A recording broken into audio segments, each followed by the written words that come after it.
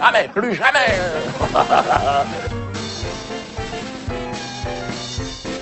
La Shoah. Shoah, nanas.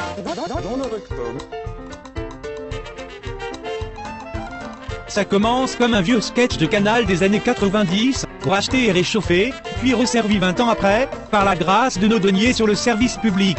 Le petit rigolo de service se pointe en musique, grossièrement grimé avec 3 assistants, à l'allure grotesque et déguisé comme des glands en guise de figurants.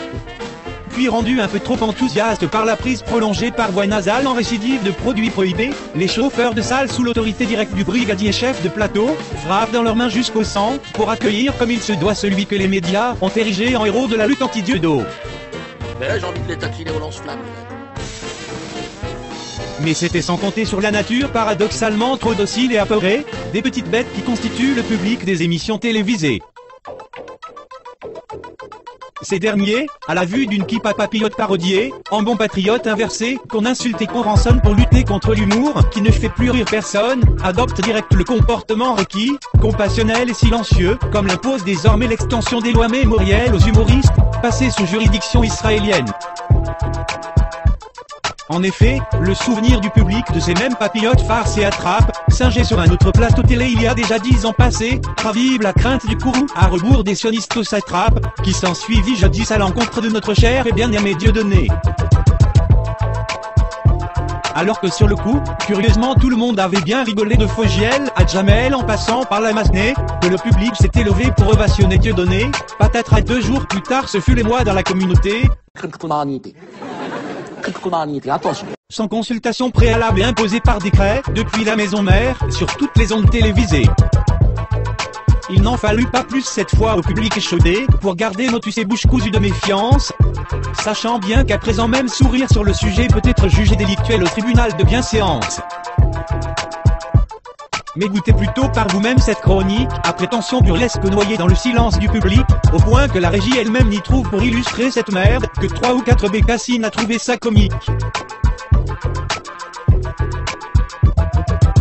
Quel bonheur pour moi et mes amis de revenir en France sur une chaîne de télévision Goy. Oui, je dis bien en France, car il se trouve, mon cher Laurent, que j'ai été contraint de m'absenter quelque temps suite à une petite chronique légèrement taquine sur monsieur Mbala, etc. Vas-y, tu parles de Dieudonné. Pas du tout. Vas-y, tu dis un mot sur Dieudonné. Moi, ta merguez, j'enfonce dans ton cul de fils de sioniste homosexuel. Voilà. Rebonjour, jeune homme. Vas-y, pourquoi, quand tu m'imites, là, on dirait que je suis agressif, là? Que je sais pas bien parler la France, là? On n'est pas agressif, nous. Espèce d'enculé. Mais je ne vous permets pas de me parler sur ce ton. Je te parle comme je veux, je suis une caricature. Taisez-vous. Mais toi, ferme ta gueule, là. Pourquoi tu me fais parler si tu veux pas que je parle? Chut, toi. Bref, une chronique qu'apparemment, son élevage de molosses n'a pas bien digéré. Qu'est-ce que tu dis? Rien, ça va. Oh. D'ailleurs, je remercie solennellement l'État israélien, qui a bien voulu me cacher pendant quelques semaines.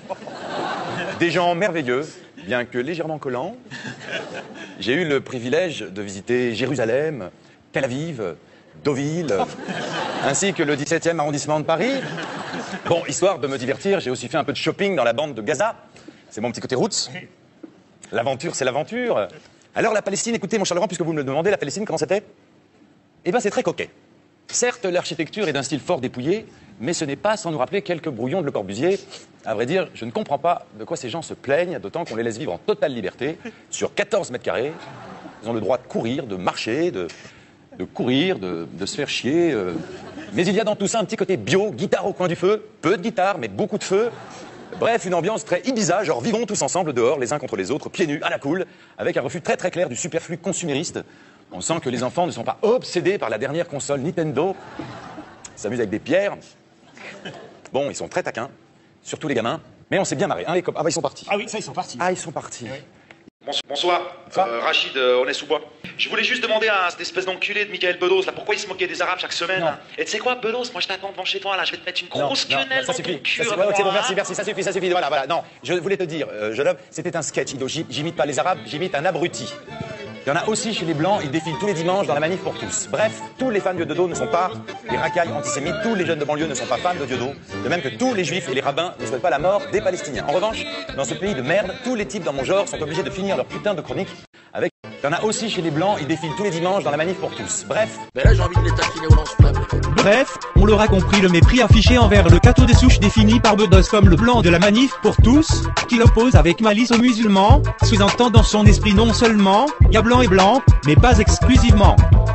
Avec tout le mépris hérité sur tout ce qui touche à la France, inculqué par un vieux pied noir en col blanc, qui lui sert de père, s'ajoute aussi la haine viscérale de toute croyance hors de l'ancienne alliance des sectes usurières d'obédience vétérotestamentaire. On conclura à présent qu'après Proust et Bedos, de Paris à Gaza, l'humour télévisé inféodé à l'antitétionniste n'a comme son maître pas de frontières, tant pour les blédards musulmans, que pour les cathos redressés les uns contre les autres sous manique de la maison mère. C'était Cornélie Mousse, la voix de robot tapette asexué, mais néanmoins viril de la chaîne YouTube Saurage contre tous. Saurage du double langage.